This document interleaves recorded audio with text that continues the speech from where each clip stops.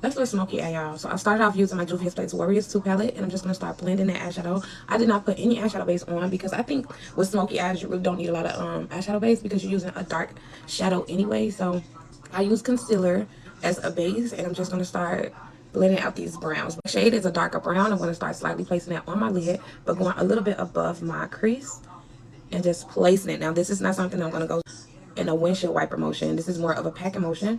It's just to ensure that that brown coordinates with that black seamlessly. So we're just packing that brown on.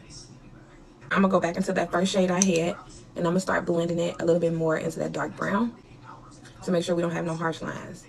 I don't know why, I just haven't been in the mood to do any Halloween content, y'all.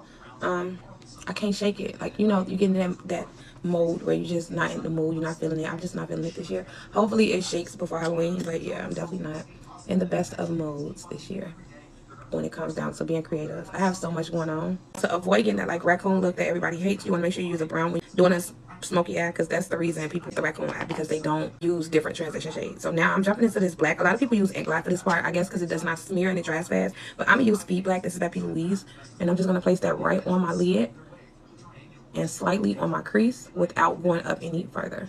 But don't go up too far. Now we should be looking a little bit like this. I'm gonna go into black, y'all. So this is still out of the Juvia's Place palette.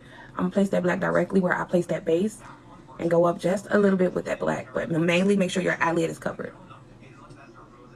This is where we see our colors start to merge. So now I'm gonna jump into this brown that's in that palette. It's a dark brown, the second darkest color in that palette, and I'm gonna place it directly on the tip of that black shadow, and I'm gonna start blending it towards that lighter brown, because we gotta marry those colors now. We can't just leave it detached. So we start slightly taking those browns up, but to the point where it's above your lid, but it's not close to your brows.